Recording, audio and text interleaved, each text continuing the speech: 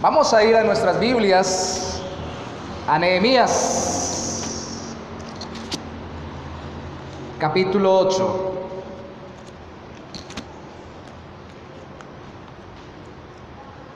Nehemías, capítulo 8.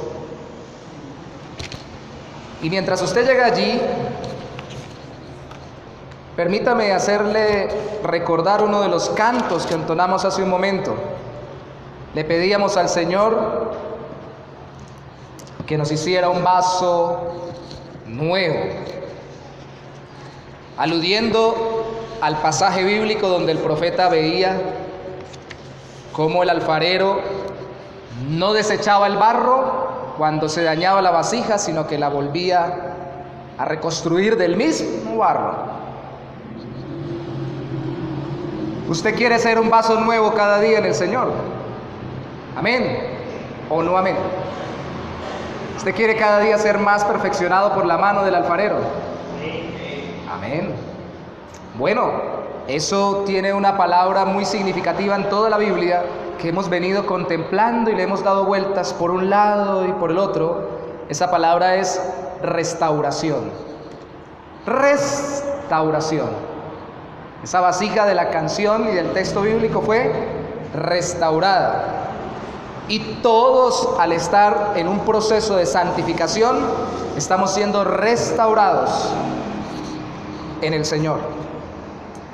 Nehemías capítulo 8, versículo 10. Luego les dijo: id, comed grosuras y bebed vino dulce y enviad porciones a los que no tienen nada preparado, porque día santo es a nuestro Señor. No os entristezcáis, porque el gozo de Jehová es vuestra fuerza. Los levitas pues hacían callar a todo el pueblo, diciendo: callad, porque es día santo, y no os entristezcáis. Y todo el pueblo se fue a comer y a beber, y a obsequiar porciones, y a gozar de grande alegría, porque habían entendido las palabras que les habían enseñado. En este proceso de restauración hay un tiempo para la alegría, hay un tiempo para el gozo. La mayoría hacemos énfasis cuando hablamos del alfarero y el barro y decimos: Señor, hazme vasija nueva, y decimos: bueno, el proceso duele. Cuando Dios le está moldeando una parte u otra a uno es doloroso, pero hay tiempos de gozo en el Señor, porque los procesos tienen estadios donde se completan determinadas partes de nuestra restauración. El gozo más grande será cuando estemos en la presencia del Señor, pero siempre todo proceso, si tiene metas que se han establecido y se van cumpliendo, que así trabaja el Señor con nosotros de acuerdo a su propósito, va a haber tiempo de alegría y tiempo de gozo. No todo es sufrimiento ni dolor, no todo es quebranto, y ahora en medio del quebranto hay gozo y hay alegría, y eso es lo que vamos a ver hoy. Permítame recordarles algunos elementos que hemos visto muy rápidamente de la restauración que Dios hizo al pueblo de Israel cuando lo hizo regresar a su tierra. Lo primero que vimos fue que fue ordenada por Dios, que Dios dispuso el tiempo de acuerdo a la profecía, que eran 70 años, la profecía de Jeremías, pero también dispuso las personas, los reyes persas, primero Ciro y luego los demás, Darío, muy importante, y ahora estamos con Artajerjes. Estamos en la época de Artajerjes en este texto. Luego Dios mostró que habían requisitos, aunque no se los dijo, les hizo desprenderse, regresar, disponerse, a pesar de que ya habían sido desprendidos y habían sido despojados, para que ellos pudieran ser transformados. Luego se levantó una oposición muy fuerte, que la semana pasada la vimos encabezada por Tobías y Sanbalat, pero que en los tiempos de Zorobabel y Jesúa también tuvo personajes particulares, y en cada época tuvo personajes particulares que se opusieron a que Dios restaurara las vidas del pueblo de Dios. Y recordábamos en ese entonces que siempre va a haber oposición a que nosotros seamos restaurados. Amén. No podemos esperar Que siempre que Dios esté haciendo algo en nosotros, todo el mundo diga, gloria a Dios, qué bonito. Va a levantarse alguna persona, alguna circunstancia, a alguien que no quiera que seamos restaurados. Pero también hablamos de que la prioridad es la relación con Dios cuando levantaron el altar, en tiempo de Zorobabel y Jesúa. Y cuando introducimos a Esdras, dijimos, Esdras vino para traer un tiempo de profundización en esa relación con Dios. Y cuando llegamos a Nehemías, dijimos, Nehemías vino para culminar esa restauración. Y hubo tiempos de grandes liderazgos. Zorobabel y Jesúa fueron enviados para iniciar primero la llegada y establecimiento del pueblo y la restauración del culto. Segundo, después, con el ánimo de los profetas Ageo y Zacarías, terminaron el templo. Y tercero, con la llegada de Nehemías, y finalmente, antes con la de Esdras y finalmente con la de Nehemías, terminaron los muros y culminaron el proceso de restauración. ¿Qué viene cuando se termina una restauración? ¿Qué hay? No sé si usted se ha percatado de algo. Ahora, cuando estaba mirando y releyendo el texto una vez más, vaya conmigo al versículo 12. Dice, y todo el pueblo se fue a comer y a beber.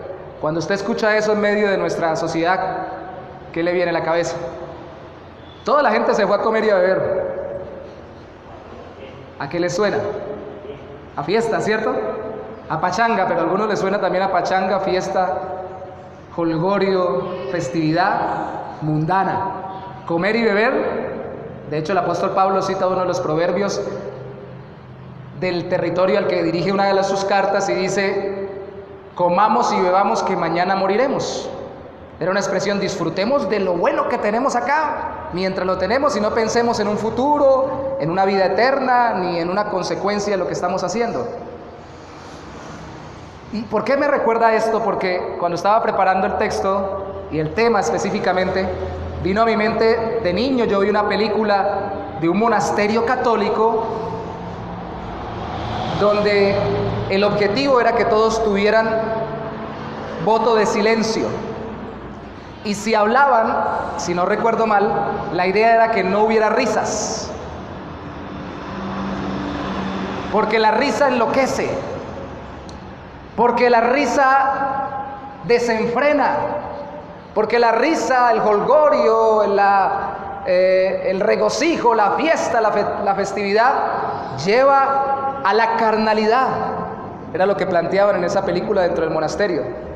Y hasta el día de hoy todavía lo recuerdo. A mí me impactó tanto eso que me puso a filosofar. No era filósofo, ni hijo de filósofo, pero me puso a pensar en el asunto.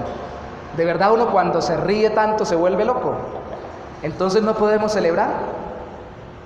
Entonces tenemos que hacer como dijo un hermano cuando lo invitaba a otro hermano a oración y especialmente ayuno. Hermano, vamos al ayuno, a adorar al Señor y a regocijarnos en Él. Aleluya. Con cara de amargura, de chupar limón. Tenemos entonces que evitar toda clase de alegría en medio del culto y en medio de nuestra vida. Y cuidado si nos reímos mucho porque tal vez estemos pecando. ¿Será eso lo que Dios dice en su palabra?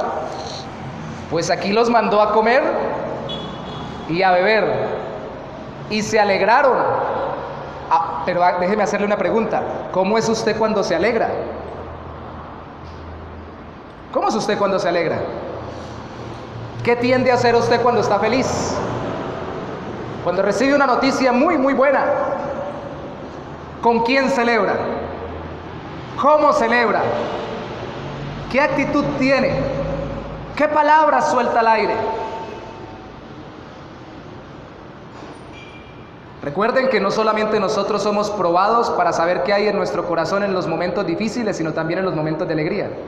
Y allí sale todo lo que hay en nuestro corazón. La alegría ni la tristeza en sí mismas son malas, porque hay tristeza que es buena, la que produce arrepentimiento, dice la Biblia. Fueron emociones puestas en nuestra vida para poder hacer la voluntad del Señor y disfrutar de la relación con Él. Así que vamos a ver hoy cómo uno puede alegrarse. Dios no solo busca restaurar a los suyos a través de un proceso que debe llegar hasta el final, también busca que la alegría de saberse restaurado por Él sea unida a la alegría de Él como Dios restaurador. ¿Dios es alegre o Dios no se alegra? ¿Percibimos que Dios se alegra? ¿Vemos en la Biblia un Dios alegre o no? ¿Se regocija Dios? Bueno, si Dios se regocija y quiere que nos regocijemos con Él, ¿qué clase de alegría es esta que trae cuando nos restaura? Versículo 10. Dice, luego les dijo, id, comed grosuras, bebed vino dulce y enviad porciones a los que no tienen nada preparado, porque día santo es a nuestro Señor. Relacione ahí o subraye santo. Y después dice, no os entristezcáis, porque el gozo de Jehová es vuestra fuerza. Hago un paréntesis. Santidad es opuesta entonces a tristeza en este texto y está relacionada con gozo. El día es santo, y porque es santo deben gozarse y no entristecerse. Un pastor que me gusta mucho sus predicaciones, contemporáneo, dijo, un día me sorprendí porque yo siempre pregunto algo cuando hablo de santidad. Levante la mano algún hermano y dígame una palabra relacionada con santidad. Siempre pregunta él. La gente levanta y dice pureza, obediencia, adoración, gracia, limpieza, corazón sincero. Y dijo, un día me agarraron por sorpresa porque hay una cosa que nadie nunca decía en ninguna iglesia. Y en una iglesia una hermana levantó la mano y dijo, alegría. Y todos voltearon a mirarla como raro. ¿Santidad y alegría?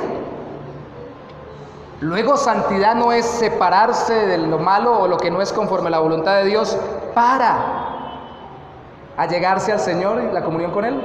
Claro, la separación puede ser dolorosa en el proceso de reconocer que estoy haciendo lo que no es de Dios, pero se nos olvida que estamos siendo separados para andar en comunión con el Dios que es nuestro gozo.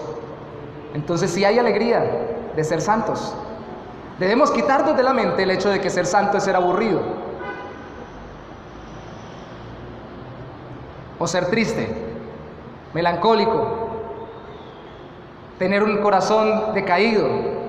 De hecho, en algunas iglesias hemos armado algunos patrones para hablar y casi siempre, o muchas veces, ya gracias a Dios no tanto, yo veo iglesias, congregaciones de hermanos donde el que es más metido en Dios o el que está más santificado casi siempre habla así, como pasito, y como que nada puede afectarlo. Hermanitos, ¿cómo están? Y él pareciera que no tiene emociones, sino que es como un robot, que nada lo altera. Hermano, se murió su mamá. Bueno, gloria a Dios, aleluya. Hermano, que le dejaron $1.000.000 de pesos en la puerta. Gloria sea el Señor, bendito sea el Rey. ¿Cómo así? Anda así como siempre, en la misma línea. No tiene manifestaciones de emotividad ni para un lado ni para el otro. Yo no creo eso. Esos son patrones que se nos ponen dentro de las iglesias implícitamente, no explícitamente. No se dice hablen así, sino que nos vamos contagiando. Créame, hermanos, que lo que yo menos espero es que quienes toman el micrófono para predicar en esta iglesia hablen igual que yo, porque ni yo mismo a veces me entiendo. Me enredo con mis propias palabras para que otro quiera hablar a la misma ritmo y de la misma forma como yo hablo. Lo que menos queremos es robots aquí en medio de la iglesia. Queremos personas que disfruten su relación personal con Dios y que sean como diferentes flores en medio de un campo hermoso donde hay variedad de colores, de olores, de texturas. Y que usted llegue y puede ver la gloria del Señor en la creación en medio de esa diversidad, y podamos ver también la gloria del Señor en medio de un hermano que es más alegre, en medio de un hermano que es más analítico, en medio de un hermano que es más reflexivo, en medio de un hermano que es más activo, en medio de un hermano que es más contemplativo, y ver a cada uno de ellos sirviendo al Señor en sus características y conforme a la guía de Dios. Eso es la iglesia. Eso es la iglesia. Y lo primero es que es la alegría. Escuche esta primera expresión, solo vamos a ver tres cosas: la alegría de entender a Dios y entender su voluntad para nosotros. Porque en el verso 12 dice que ellos estuvieron contentos porque entendieron. Verso 12, sáltese al 12. Y todo el pueblo se fue a comer y a beber y a obsequiar porciones y a gozar de grande alegría, porque habían entendido la palabra que les habían enseñado. No, la santidad no es contradictoria a la alegría, porque cuando uno entiende al Señor y entiende su voluntad a través de su palabra, se santifica, sabe cuál es la voluntad de Dios y camina más conforme a la voluntad de Él, y lo hace con alegría, no con tristeza ni con dolor. Entonces aquí lo que nos está diciendo es que ellos, luego del proceso que vimos hace creo que unos 15 días, donde se abrieron los libros y se levantó el primer púlpito así alto que al parecer hubo, que lo estableció Esdras, algo así como lo que tenemos hoy, y empezó a explicarse la Biblia, el Antiguo Testamento, mandamiento por mandamiento, y empezó a leerse primero y luego a dársele el entendimiento a cada uno de los que estaban allí, con un equipo de intérpretes, escribas, y todos fueron entendiendo, empezaron a llorar, porque se dieron cuenta que no cumplían con la palabra de Dios, y pecaron, habían pecado y el pueblo había pecado. Pero también al mismo tiempo se les dijo: gócense porque entienden. Y se gozaron porque entendieron, porque es un día santo de celebración donde hemos culminado todo el proceso de restauración de los muros. Ya tenemos la posibilidad de habitar nuestra ciudad sin ninguna clase de temor de una invasión enemiga. Así que gócense. Ustedes entienden que han pecado, ustedes entienden que por este proceso que ha durado decenas de años, Dios nos pasó por nuestra desobediencia. Pero ahora gócense, alégrense. Y se alegraron porque entendieron. Se alegraron porque entendieron. Lo más precioso para mí de predicar la palabra de Dios es ver los rostros cuando comprenden algo del Señor y de su voluntad mientras está predicando. Los rostros se iluminan. Y el que es hijo de Dios, casi lo veo yo como si se saboreara. Como cuando usted está comiendo miel, como dijo el salmista, la que destila del panal, y sabe que le están hablando de su Señor, y sabe que le están hablando de la voluntad de su Señor, y sabe que le están hablando del bien que su Señor le ha hecho, y saben que le están diciendo lo que es necesario para que Él conozca y viva conforme a la voluntad de su Señor, y le gusta, se deleita cuando entiende la palabra de Dios.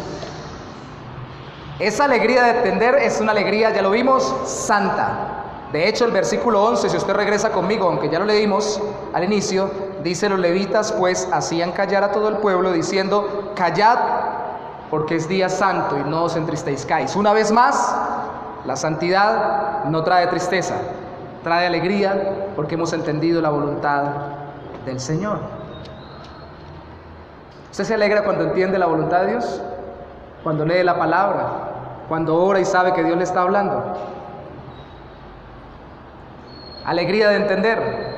Pero sabe, esta alegría continúa después.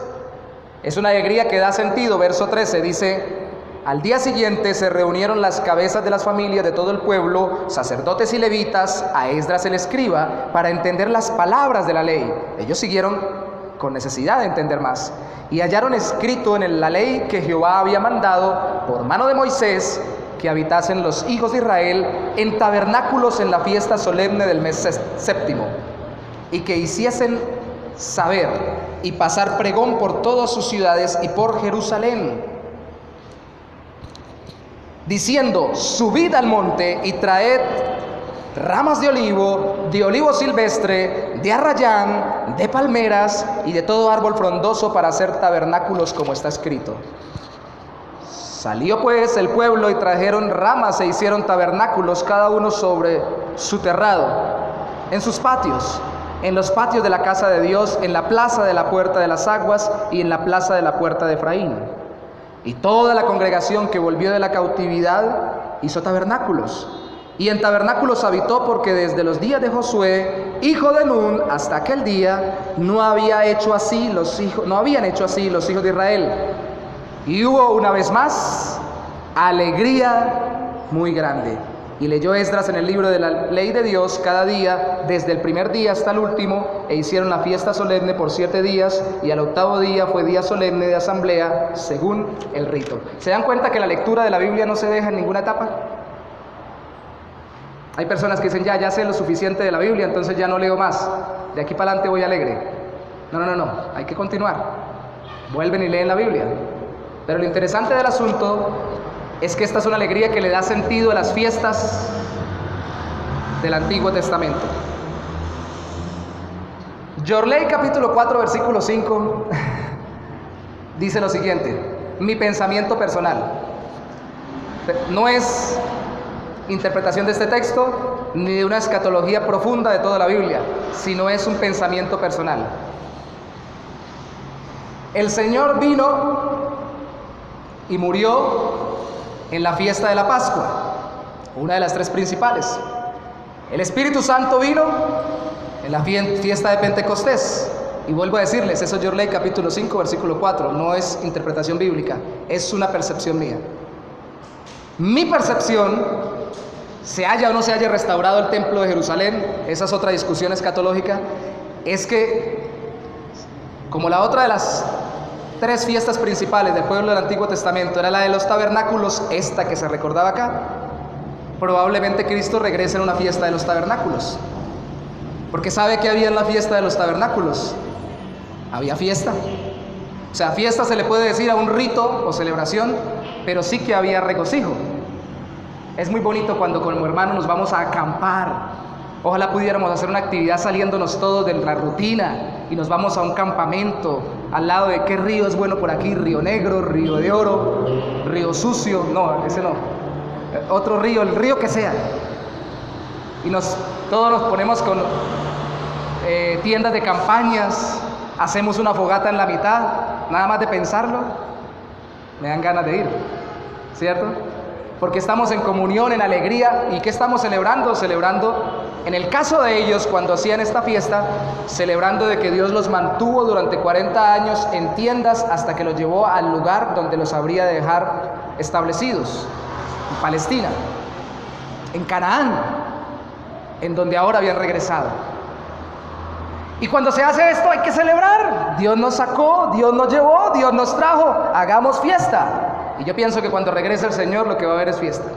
Yo sé que cuando el Señor regrese muchas cosas van a pasar en esta tierra y muchos acontecimientos duros, difíciles, yo lo sé. Pero así se esté cayendo el mundo debajo de mis pies, si Cristo regresa y yo lo veo regresar en este momento, yo estoy alegre. Porque mi Señor vale más que el planeta entero y que el universo que me rodea. Y ellos dijeron que celebraron, resalte conmigo por favor el versículo 17. Porque desde los días de Josué, hijo de Nun, hasta aquel día no habían hecho así los hijos de Israel. ¿De verdad no habían celebrado la fiesta de los tabernáculos desde Josué, hijo de Nun? ¿Desde el tiempo de los jueces? Usted puede hacer un recorderis, puede buscar en el libro de los Reyes y se dará cuenta que varias veces se habla de que sí celebraron la fiesta de los tabernáculos. Es cierto, ellos olvidaron las fiestas principales, es cierto, pasaron las decenas de los años y se olvidaron de buscar al Señor conforme Él lo había establecido. Pero por lo menos varios reyes, incluyendo al rey David y otros reyes más, a través de los cuales trajo avivamiento Dios a Jerusalén y al reino de Judá, celebraron la fiesta de los tabernáculos. ¿Qué me quiere decir esto acá? Esto es una hipérbole, una exageración para decir que la alegría era tan grande como la alegría que hubo cuando recién ellos habían entrado a la tierra prometida. Gloria a Dios. Cuando termina un proceso, uno vuelve a alegrarse como cuando empezó y no había nada que restaurar en medio de la situación.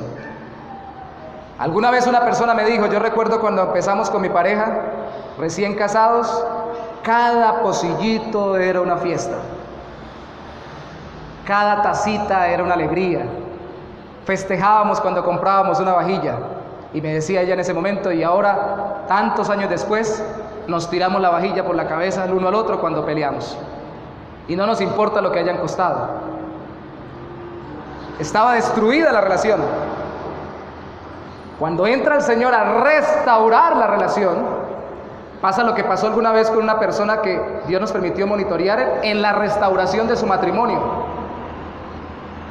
Nos dijo: yo no vuelvo con ese hombre, yo no vuelvo a tener nada con esa pareja, porque fue muy duro lo que sufrí. No fue impuesto, fue Dios el que habló a su corazón y ella retornó. Y después del proceso de restauración, para mí era tremendo escuchar: ahora lo amo más de lo que lo amaba al principio. Eso es lo que hace el Señor cuando termina un proceso de restauración. Nos hace retornar a la alegría. Hermanos, ¿no se les parece a ustedes en el Apocalipsis mucho al nuevos cielos y la nueva tierra, al jardín del Edén restaurado? ¿No se dan cuenta ustedes y no han visto, por la gracia del Señor, que todo lo que la Biblia presenta es que la humanidad va a ser restaurada a lo que era y mucho mejor de lo que era antes de pecar? Y han caído en cuenta que cada vez que Dios los mete en un proceso de restauración, lo que quiere es que ustedes vuelvan a gozarse como se gozaban antes de que todo lo que les sucedió les pasara. Que Dios quiere volverles a dar un corazón alegre en medio de las circunstancias. Tenemos que tener en cuenta eso cuando termine el proceso de restauración. Porque como dijo alguna vez un predicador que estaba sembrando una iglesia que creció mucho en la ciudad donde yo nací, un día estaba comiendo, era misionero, venía de otro país, y comían puro arroz crudo. Y dijo: me costó, yo lo escuché personalmente, ver cómo a mi hija se le salían las lágrimas cuando comía el arrocito crudo. Y yo me paré y le dije al Señor: Señor, lejos de mi familia, yo sé que tú vas a cumplir el proceso hasta el final en el cual me tienes, y que tú me trajiste aquí con un propósito, pero cuando ya todo sea restaurado y ya las cosas sean totalmente distintas, no permitas que mi corazón quede con amargura. Porque algunos volvemos a restaurar nuestra relación, nuestro negocio, volvemos otra vez al matrimonio, a la familia, a la iglesia, y con un corazón amargado eso no sirve de mucho. ¿O sí? Lo que Dios quiere restaurarnos es un corazón alegre. Hermanos, Dios quiere darnos la alegría de la restauración. Esa alegría es una alegría que nos viene por entender su obra y su voluntad en nosotros, pero también es una alegría responsable. Vaya conmigo a Nehemías 9:38. Hoy, con el favor del Señor, terminamos todo Nehemías. Así salgamos a las 3 de la tarde. No, miento, vamos a salir temprano. Nehemías 9:38. Dice: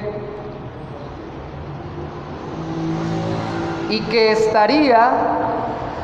9:38. A causa pues de todo esto, nosotros hacemos fiel promesa y la escribimos firmada por nuestros príncipes, por nuestros levitas y por nuestros sacerdotes. Porque déjenme decirles algo, ellos estaban muy alegres, pero a los pocos días, eso es lo que habla el capítulo 9, antes de finalizar, empezaron otra jornada de oración y tuvieron que volver a arrepentirse de sus pecados y volver a llorar. Porque nosotros nunca estamos perfectos sino hasta que entramos en la gloria. Pero entonces la alegría no los llevó a decir: bueno, ya todo culminó, ya no pongamos cuidado en lo que Dios quiere sobre nuestras vidas. No, esa alegría les produjo un compromiso. Vamos a hacer todo lo que Dios dice. El verso 38 dice: hacemos fiel promesa y la escribimos. Y en el capítulo 10, del versículo 1 al 27, hay una lista de nombres de quienes firmaron esta carta. Nos comprometemos. Porque cuando uno está alegre, como cuando está muy triste, tiende a tomar decisiones a veces muy rápidas. Pero la alegría del Señor no es para que tomemos decisiones rápidas en contra de la voluntad de Él, sino en fidelidad a su voluntad. Cuando uno está lleno de gozo, lleno de alegría, la gente dice: vaya, pídele el favor, que está alegre, está contento. Vaya, el hermano Héctor ahorita que está contento, que le haga el favor. Yo lo veo que está alegre. Hermano Héctor, ahorita, ¿cómo le...? Bien, hermano, contento por lo que venimos haciendo del Señor. Bueno, hermano, yo quería pedirle un favor. Ah, sí, hermano, sí. Ponga freno, porque la fidelidad en medio de la alegría es para con el Señor, no para con cualquier cosa que se nos presente. Ellos firmaron un pacto de ser fieles al Señor, porque es una alegría que los impulsa al compromiso. Capítulo 10, verso 28, dice lo siguiente: y el resto del pueblo, junto con los que firmaron, los sacerdotes, levitas, porteros y cantores, los sirvientes del templo y todos los que se habían apartado de los pueblos de la tierra, de las tierras a la ley de Dios, con sus mujeres, sus hijos e hijas, todo el que tenía comprensión y discernimiento, se reunieron con sus hermanos y sus principales para protestar y jurar que andarían en la ley de Dios, que fue dada por Moisés, siervo de Dios, y que guardarían y cumplirían todos los mandamientos, decretos y estatutos de Jehová nuestro Señor. Verso 30, y que no daríamos, ahí se involucra el que escribe, nuestras hijas a los pueblos de la tierra, ni tomaríamos sus hijas para nuestros hijos. O sea, vamos a tener tal fidelidad que no vamos a caer en el error que cometieron antiguamente, que hasta Salomón terminó perdiendo mucho por contaminarse con pueblos paganos. No que porque Dios nos hizo un gran misericordia, no porque Dios nos restauró grandemente y ahora estamos muy contentos, vamos a dejarnos llevar por el momento y no hacer lo que es la voluntad del Señor. Algún hermano dijo alguna vez que porque a un hermano que se haya casado con una inconversa, al final haya terminado sucediendo que esa mujer inconversa se convirtiera al Señor, no significa de que ahora todos los hermanos en la iglesia vamos a desarrollar el método evangelístico de casarnos con inconversas. Esa no es la palabra de Dios. Ya no hacemos distinción de razas o pueblos, somos la iglesia, pero sí hay cosas que la Biblia enseña que debemos tener prudencia para, siendo fieles a Dios, en medio de la alegría, no terminar siéndole fieles al mundo, en medio del jolgorio que el mundo nos quiere llevar. Capítulo 11, verso 1, dice: habitaron los jefes de los pueblos, del pueblo en Jerusalén, mas el resto del pueblo echó suertes para traer 1 de cada 10 para que morase en Jerusalén, ciudad santa, y las otras 9 partes en las otras ciudades. Y bendijo el pueblo a todos los varones que voluntariamente se ofrecieron para morar en Jerusalén. Hermanos, esto es muy importante. Las suertes no eran porque nadie quisiera morar, era porque había muchos que querían hacerlo. ¿A quién le vamos a dejar entrar a vivir en Jerusalén? Hay mucha gente dispuesta, vamos a echarle las suertes. ¿Cuántos quieren irse a vivir para Colorados, a sembrar obra para la gloria del Señor? Amén, aleluya. No todos. Vamos a echar suertes. Es más o menos eso. ¿Cuántos quieren ir a plantar una iglesia a donde está el pastor, hermano Héctor y Mercedes, allá en la comunidad Barí, donde son 3 días de camino entre la población más cercana y ese lugar, donde hay un día de camino con la tienda más cercana, donde hay que comer mano de mono o de mico como plato regular? ¿Cuántos quieren ir a morar allá para establecer el reino de los cielos allá? Gloria a Dios, echémoslo a suerte porque son muchos. ¿Se dan cuenta de la disposición del pueblo cuando está alegre en el Señor?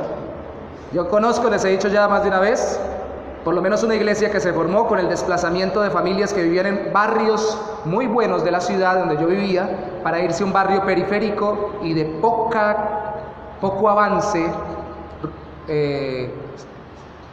estructural, solo por plantar iglesia. Se desacomodaron por extender el reino de los cielos. Pero mire la alegría, o sea, por favor, hermano, por favor. Yo sé que yo no tengo cara de mucha alegría, sé que mi cara, como dice mi papá, ojeroso, pero lindo, el tonto hermoso, digamos, o el asqueroso, dice mi papá, lavando el pelo. Pero mi cara no significa todo lo que hay en mi corazón.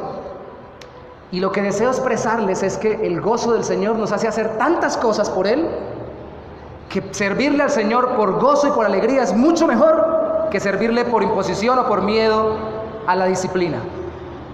Que cuando uno está alegre porque Dios le ha hecho un proceso de restauración en su vida, o lo tiene en una etapa de ese proceso de restauración, cualquier deseo del Señor es un deleite para nosotros cumplirlo.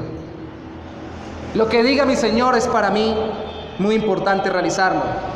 Incluso si ya no tengo que comprometerme con algo fuera de mí, sino que tengo que corregir algo de mí. Bueno, ya no habían sido restaurados, sí, pero como nadie es perfecto, sino hasta que llega la gloria, sáltese conmigo, vamos a hacer un salto en la historia y en los capítulos hasta el capítulo 13. Esa alegría no solo impulsa el compromiso, esa alegría también impulsa la corrección. Verso 1 del capítulo 13. Aquel día se leyó en el libro de Moisés, oyéndolo el pueblo, y fue hallado escrito en él que los amonitas y moabitas no habían de entrar jamás en la congregación de Dios. Por cuanto no salieron a recibir a los hijos de Israel con pan y agua, sino que dieron dinero a Balaam para que los maldijera, mas nuestro Dios volvió la maldición en bendición.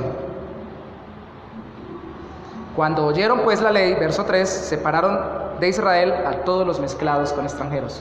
¿Se acuerdan tantos procesos que han habido de depuración desde Esdras, ahora en Nehemías, desde los 2 libros? Y todavía les faltaba. Se les olvidó que Dios había dicho que los moabitas no podían habitar en medio de ellos. ¿Por qué Dios permitiría que la consecuencia de su maltrato les recayera a los moabitas? Entonces dijeron, hagamos un paréntesis, tenemos que corregirnos en esto también. La alegría no les nubló el entendimiento para corregirse. Pero vaya algo más particular todavía. Salte conmigo el verso 6. Mas a todo esto, yo, Nehemías, no estaba en Jerusalén, porque en el año 32 de Artajerjes, 12 años después de que él había llegado a Jerusalén, recuerde que llegó en el año 20, rey de Babilonia, fui al rey, y al cabo de algunos días pedí permiso al rey para volver a Jerusalén, y entonces supe del mal que había hecho Eliasib por consideración a Tobías. ¿Recuerdan a Tobías la semana pasada? Haciendo para él una cámara, una habitación en los atrios de la casa de Dios, y me dolió en gran manera, y arrojé todos los muebles de la casa de Tobías fuera de la cámara, y dije que limpiasen las cámaras, e hice volver allí los utensilios de la casa de Dios, las ofrendas y el incienso. Miren, hermanos, no solamente había que sacar un pueblo entero, ellos no se habían dado cuenta, y al que más los había molestado, al que más estaba oponiendo la restauración del pueblo en el tiempo de Nehemías, a ese lo pusieron a morar en un lugar especial. El problema no es poner la otra mejilla, el problema no es no guardar rencor, eso es no lo que nos manda hacer el Señor. El problema es que cuando se está desarrollando un trabajo de pueblo, de organización, en el caso nuestro de iglesia, no se puede colocar a personas que van a ser y que ya sabemos que abiertamente son opuestas a la visión de Dios en medio de cargos directivos o en lugares privilegiados en medio del pueblo de Dios. No se puede. Yo sé que Jesús tuvo un Judas, pero si usted sabe que hay algún Judas en medio de nosotros, llámele la atención y dígale, venga hermano, ¿qué está pasando contigo? Nos toca hacerlo. Todos tenemos debilidades, todos tenemos dificultades, pero si yo estoy restaurando mi familia y estoy restaurando mi hogar, por ejemplo, o estoy restaurando mi empresa también, otro ejemplo, y estoy teniendo un proceso de Dios y he alcanzado la victoria en el Señor, yo no puedo desconocer si hay alguien que su corazón lo tiene totalmente opuesto a la visión de Dios y simplemente por decir que perdono, lo dejo en posiciones de privilegio para que se tiren toda la restauración que Dios ha traído en mi vida. No andar en conjunto con aquellos que se oponen a lo que Dios hace en mi vida no significa que yo los odie, significa que yo soy sabio. El apóstol Pablo dice, les he mandado no que no se junten con ningún fornicario o adúltero, una de sus cartas, sino con todo aquel que llamándose hermano, sea fornicario, adúltero y todo lo demás. O sea, si usted quiere no juntarse con pecadores, tiene que salir de este mundo, dijo Pablo. Lo que estoy diciendo es que no piense que camina bien con alguien que supuestamente camina con Dios cuando se comporta como no es de Dios.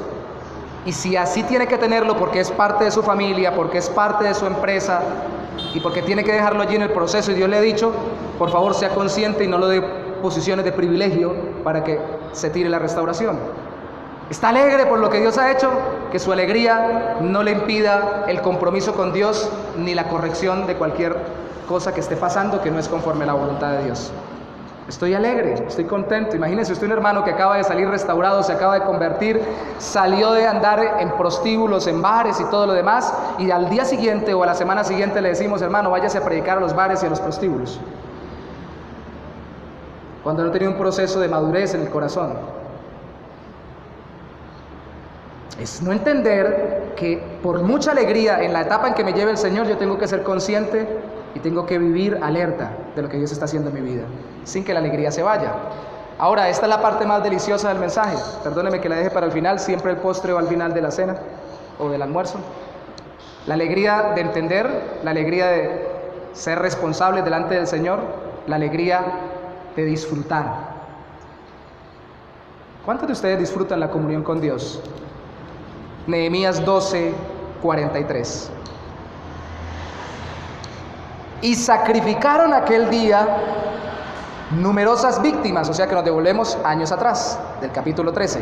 Sacrificaron aquel día numerosas víctimas y se regocijaron porque Dios los había recreado con grande contentamiento.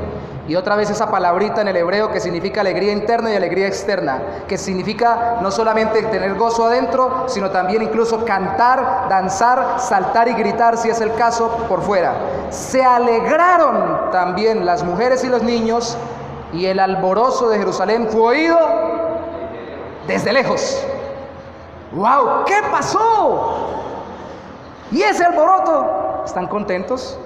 ¿Están alegres porque Dios terminó una restauración con ellos que desde hace rato venía haciendo? Que tomó varias generaciones de ese pueblo, que duraron 70 años en el extranjero y luego cuando regresaron por lo menos más de 10 años pasaron antes de terminar de restaurar el templo, y luego decenas de años más cuando se terminara de restaurar la ciudad. Entonces están alegres, están contentos, Dios obró en sus vidas. ¡Qué felicidad! La alegría, y eso es muy importante, de disfrutar. ¿Por qué digo de disfrutar? Porque disfrutamos aquello que Dios nos restauró. Hermanos, hay personas que Dios les restauró el matrimonio, Dios les restauró la familia, Dios les restauró el negocio y no lo disfrutan. Una cosa es el gozo idólatra de disfrutar las cosas que Dios me dio olvidándome de Él, y otra cosa es el gozo glorioso de comer y beber para la gloria de Dios. Como dice el apóstol Pablo, todo lo que hagáis, comida, bebida, todo lo que hagáis, incluso comer algo, sea para la gloria de Dios. Si yo reconozco que detrás de lo que estoy disfrutando ahora está el Señor y a Él le doy la gloria, y con ese gozo que es responsable, soy más fiel a Él, puedo gozarme de Él. Yo puedo agarrar un pedazo de carne bien sabrosa, espero no provocarlos, un roast beef bañado en salsa de cereza, cortar el pedacito, ponérmelo en mi boca y decir, gracias Padre, y masticarlo con todas las ganas. ¿Por qué cree que muchos de nosotros ni gracias decimos cuando vamos a comer? Yo sé que no hay que hacer oraciones largas, no es necesario, pero cuando vamos a comer deberíamos recordar, gracias Señor, porque se nos olvida y conscientemente no recordamos que lo que estamos disfrutando viene de Él, para no idolatrar aquello que Él nos da, sino disfrutarlo dándole la gloria a Él. John Piper es muy diverso en sus escrituras, y una de las cosas que escribe él que me llama mucho la atención: imagínense usted y yo con cuerpos gloriosos. O sea, vamos a ser más simpáticos de los que somos ahorita, nos vamos a ver más bonitos. Yo no voy a tener la banda ancha, como dijo un amigo, alrededor de la cintura. Gloria a Dios, aleluya. No me pregunte cómo exactamente seremos, pero seremos como Él es, dice la Biblia, el Señor Jesucristo. ¿Usted se ha percatado que no se queda en el estado intermedio de ir al cielo después de morir acá, el fin del creyente? Sino que después de estar en el cielo, si Cristo no ha venido, cuando Él regrese, con Él regresaremos para morar en cielo nuevo y tierra nueva. 1 Corintios capítulo 15, nos será dado un nuevo cuerpo.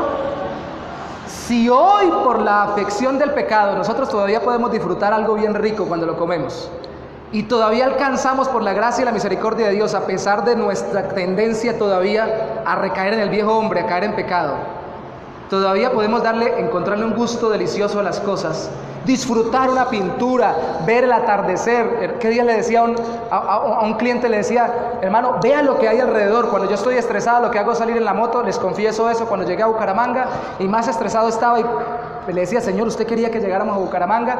Iba en la moto y le decía, Señor, gracias por estas calles de Bucaramanga. Y me iba más tranquilo y empezaba a mirar, le decía, qué hermosas estas calles de Bucaramanga. Bendito eres, Señor, por permitirme estar en estas calles de Bucaramanga. Si estuvieras súper acosado por muchas cosas, me daba el tiempo para disfrutar lo que Dios me estaba dando. Si hoy, que todavía tendemos la tendencia pecaminosa y todavía podemos recaer en renegar, en refunfuñar, en no valorar lo que tenemos, sino pensar en lo que nos hace falta, imagínense cuando tengamos cuerpos gloriosos, cuando ya no haya ni tristeza, ni llanto, ni lágrima, cuando ya no haya no solo la esclavitud del pecado, sino que ya no exista la presencia del pecado, cuando no solamente ya no podamos no pecar, sino que no podamos pecar. Ahora podemos pecar o no pecar, entonces no podremos pecar porque tendremos un cuerpo solo para la gloria de Dios. Y la Biblia dice, trabajaremos y viviremos en lo que trabajemos. No, el negrito del batey no tenía razón. El trabajo no es un enemigo. porque en el cielo nuevo y la tierra nueva habrá trabajo. Pero dicen, lo que construyamos, en eso viviremos. Disfrutaremos lo que hagamos. ¿Cómo será saborear entonces esa comida con cuerpo glorioso? ¿Cómo será solamente comerse una mandarina en ese entonces? ¿Cómo será solamente respirar y ver el amanecer? No me imagino cómo será ese cielo nuevo y esa tierra nueva. No llega hasta allá nuestra imaginación. Pero qué gran despliegue de sensaciones y percepciones tendremos, de gozos y de disfrutes, que porque el mundo ponga el gozo, el placer y el deleite por encima de Dios, no significa que Dios no haya creado el gozo, el deleite y el placer. No lo he leído, quiero leerlo. En el libro del C.S. Lewis, Carta del Diablo a su sobrino, escuché alguna vez de un comentarista, le dice, el diablo le dice a su sobrino, sobrino, tienta al hombre con todos los placeres que existen. Si no recuerdo mal, no trates de inventar ningún placer, porque no los podemos inventar. Solamente hazlos que se aferren a ellos. Es decir, que pongan el placer por encima de Dios. Pero es que el diablo, como le dice él a su sobrino, ni ningún otro ser ha podido crear un solo placer. Todos los placeres los creó Dios.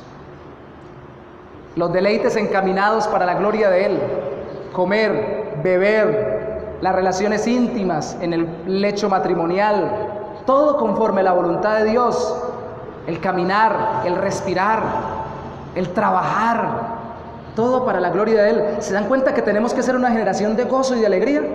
El ya no trabajar con un corazón, con un ceño fruncido, no decir, me toca hacer esto, me tocó hoy predicar. ¿Y por qué me toca hoy predicar? ¿Por qué no predicó otra vez esto, el hermano Jorge? No, con alegría y con gozo. Y yo le he dicho al Señor, el día que no me levante en tu casa, en cualquier lugar, a predicar tu palabra, y no lo haga con alegría, así sea algo que me reprenda a mí mismo y me redarguya, córtame del ministerio. Porque yo tengo que hacerlo con pasión. A mí me tiene que gustar hacer esto. A mí me tiene que gustar proclamar incluso la palabra que me lleva al arrepentimiento. A mí me tiene que deleitar la palabra de Dios. Aún tus juicios son deleitosos, dijo el salmista. Les sabían deliciosos los juicios de Dios. Hermanos, alegría, gozo, deleite. Yo no sé, hermanos. Yo me acuerdo de mi tía cuando jugaba al Cúcuta Deportivo hace muchos años y yo iba con mi papá al estadio. Esa tía que aún vive hoy llevaba un radio de transistores. Y cuando hacía un gol el Cúcuta Deportivo, brincaba, ¡gol! Y lo tiraba, y no sé a quién le caía en la cabeza el radio. Siempre cambiaba de radio cuando el Cúcuta Deportivo hacía un gol. Y a veces agarraba el de mi papá y también lo botaba. Y a mí me impresionaban esas cosas. ¿Cómo es posible que un creyente no se deleite y se goce en el Señor y tenga que gozarse más en las cosas terrenales? Pero todavía peor, ¿cómo es posible que un creyente no disfrute lo que Dios le ha dado si es para la gloria de Dios? Cuando Pablo le habla de los ricos a Timoteo, le dice, manda a los ricos que no pongan su esperanza en las riquezas, porque ellas pasan, son vanas, sino en Dios, que nos da todas las cosas abundantemente para que las disfrutemos. Para que las disfrutemos. Si alguien llega con mucho dinero, hermano, usted es un pecador porque tiene mucha plata, y si tiene plata, ni se le ocurra disfrutar de lo que tiene. No, disfrútelo, pero en el Señor, para hacer la voluntad de Dios y use las riquezas para la gloria de Dios. Amén. Queremos que aquí hayan ricos, queremos que aquí hayan sanos, queremos que aquí hayan personas vitales en medio de nuestras dificultades, tanto económicas como de salud. Creemos que cuando Dios nos da una u otra cosa, es para que la disfrutemos, le demos gracia y nos impulsemos a servirle con alegría. Amén. Disfrute de lo que Dios le dio. Digo que disfrutaron de lo que Dios restauró y se me ha ido el tiempo, tengo que decirlo muy corto, porque ellos en ese capítulo 12, que se los dejo de tarea para la casa, desarrollaron una actividad de celebración donde unos se fueron por un lado. Bueno, en el versículo 31 podemos leer solo 2 versículos. Dice, hice luego subir a los príncipes de Judá sobre el muro y puse 2 coros grandes que fueron en procesión, el uno a la derecha sobre el muro hacia la puerta del muladar. Y si salta usted hasta el versículo 38, dice el 38, el segundo coro, como iba del lado opuesto, y yo estaba ahí metido en Nehemías, yo iba en pos de él, con la mitad del pueblo sobre el muro, desde la torre de los hornos hasta el muro ancho. Y si salta el versículo 40 conmigo, dice: llegaron luego los dos coros a la casa de Dios, y yo y la mitad de los oficiales conmigo. Disfrutaron el muro. No se quedaron contemplando, tan bonito el muro. Qué lindo el muro que Dios nos dio. Qué hermoso el muro que el Señor nos entregó. Hay que hacerle un altar al muro. No. Montémonos en ese muro y festejemos al Dios que nos lo dio. Nos va a proteger, pero unos por allá, otros por acá, usémoslo para alabar al Señor y lleguemos hasta el lugar que Dios nos permitió reconstruir para adorarle y glorifiquémosle a Él allí con alegría y con gozo. Usemos los instrumentos que Dios nos permitió para con alegría poder expresar que Él nos ha bendecido, porque el Dios que nos manda alegrarnos durante el proceso de restauración y especialmente al final del proceso es un Dios alegre.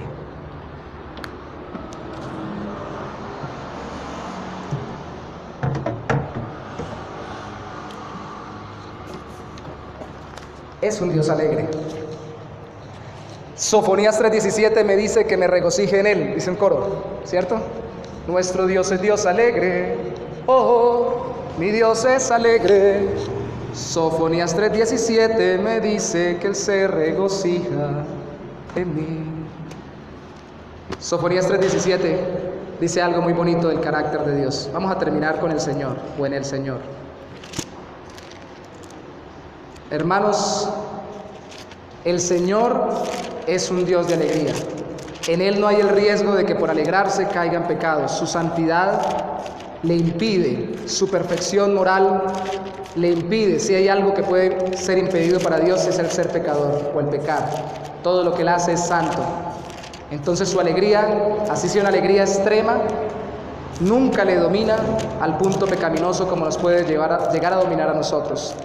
En Sofonías 3, en medio de un texto donde Dios está hablando del pecado de su pueblo, habla de sí mismo. En el versículo 17, Jehová está en medio de ti, poderoso, Él salvará, se gozará sobre ti con alegría, callará de amor, se regocijará sobre ti con cánticos. Hay otra canción que dice: Jesucristo está en medio de ti, poderoso, te salvará, se gozará sobre ti con alegría, callará de amor, se gozará sobre ti con cánticos. ¿Sabe lo que está pasando ahí? Nos está mostrando a Dios a través de un antropomorfismo, una persona que está cantando y danzando alrededor de alguien que ama. Así es el Señor alrededor de nosotros y espera que nosotros nos gocemos con Él. Si hubiera hoy alguien nuevo que recién viene a escuchar la palabra, le diría: amigo, arrepiéntete, porque hay gozo delante de los ángeles de Dios por un pecador que se arrepiente. La alegría del Señor también te motive a entregar tu corazón a Él, para experimentar el gozo de la salvación, que es el gozo de Dios cuando tú te arrepientes de tus pecados y vienes a Cristo en fe. Pero como hoy hay creyentes, tengo que recordarles, creyentes, no olvides que hay muchas órdenes del Señor, pero hay una orden especial en Filipenses que dice: regocijaos en el Señor siempre. Es una orden. Pero como uno no puede automáticamente gozarse, tiene que ver el objeto del gozo para gozarse. Entonces, Hebreos capítulo 12 dice: puestos los ojos en Jesús, el autor y consumador de nuestra fe, el cual por el gozo puesto delante de Él, sufrió la cruz. ¿Se ha dado cuenta cuál fue el método de Cristo? Estaba mirando el gozo puesto delante de Él, al final del proceso. Eso es lo que tenemos que ver. Si usted está pasando por un proceso duro, si está pasando por una dificultad muy grande y quiere que Dios termine la obra en su vida, ponga la mirada en el final del proceso, en cuando Dios le dé la victoria completa allí, y gócese en el Señor en medio del proceso hasta el día en que se termine. Así lo hizo Cristo, así lo hizo el Señor. Tal vez por todo esto yo cuando estaba estudiando tenía esa costumbre: Señor, estudiando en la universidad, este examen es muy largo. Yo no soy como el hermano Álvaro que sabe leer muy rápido muchas palabras. Yo sé leer de a poquito. A mí me toca quemarme las pestañas muy despacio. 500 hojas, 600 hojas, 1000, 1500. Cuando termino de leer la última ya se me olvidó lo que era la primera. Pero Señora, sosténme pensando en cómo estaré después de presentar el examen y cuando reciba la nota. Y permíteme pasar el proceso pensando en el final, en la restauración. Lo que esté pasando, piense en la restauración final. Incluso si lo que está viviendo no se puede solucionar en esta vida, lo que sea, piense en la restauración final cuando esté en la presencia del Señor. Así tome varias generaciones restaurarlo aquí en la tierra, cuando usted parta con el Señor, tendrá gozo eterno. Puesto los ojos en Jesús. Al poner los ojos en nuestro Señor, hacemos lo que nuestro Señor hizo, que puso la mirada en el gozo puesto delante de Él, y por eso pasó la cruz por nosotros. Hermanos, el gozo de estar con el Padre, que el Padre le dijera: gracias, Hijo, por entregarte por mi pueblo y por restaurarlo a través de la obra de la cruz, era tan grande que le permitió sostenerse aun cuando Él no quería morir, porque no quería sufrir como ninguno de nosotros lo quiere. Póngase sobre sus pies, por favor, conmigo. ¿Qué tal si oramos pidiéndole a Dios ese gozo, esa alegría? Amén.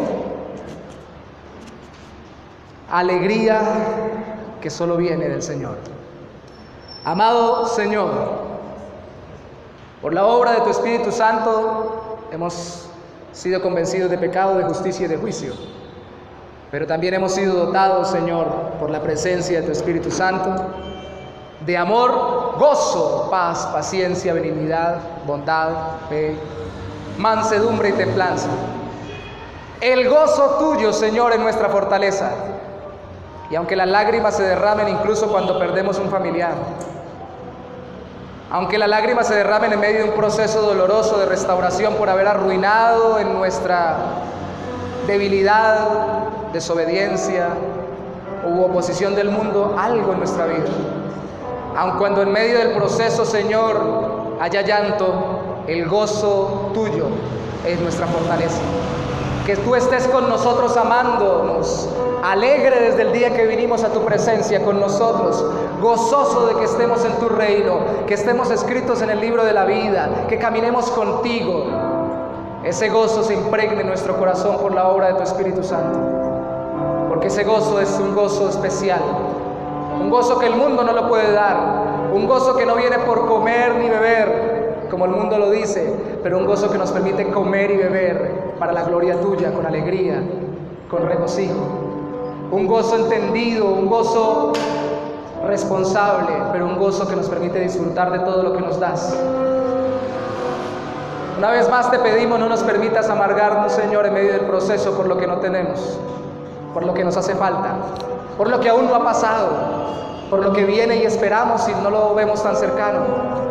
Permítenos alegrarnos por lo que has hecho, por lo que estás haciendo y aún por lo que harás. Y permítenos gozarnos pensando en el final del proceso, porque después de cada ciclo, después de cada etapa en que tú nos restauras, en que tú obras restaurando nuestro corazón, un área de nuestra vida, una relación con alguna persona, tú nos das una gran alegría, Señor. Y somos como niños en medio de los brazos de su padre y de su madre. Como el primer día que dimos un paso, Señor, como el bebecito cuando gozoso es recibido por su padre, dando sus primeros pasos. Ahora caminamos tanto, Señor, y no nos alegramos por cada paso que damos, físicamente y espiritualmente. Danos gozo, danos alegría de caminar por esta vida, sea Colombia, sea Venezuela, sea la China, sea la Conchinchina, donde nos pongas. Tu gozo esté en nuestro corazón. La alegría de saber de nuestras vidas llene nuestra alma. El gozo del Señor sea nuestra fortaleza. Y lo que el enemigo haga en contra de nosotros, por más tristeza y desánimo que quiera traer, no pueda tener cabida en nuestra vida. Porque tú eres mi gozo, Señor. Ver tu rostro es mi deleite. Contemplarte y servirte, Señor, es mi alegría, aún en medio de la peor circunstancia. Gracias, Señor. Aleluya. Amén. Amén.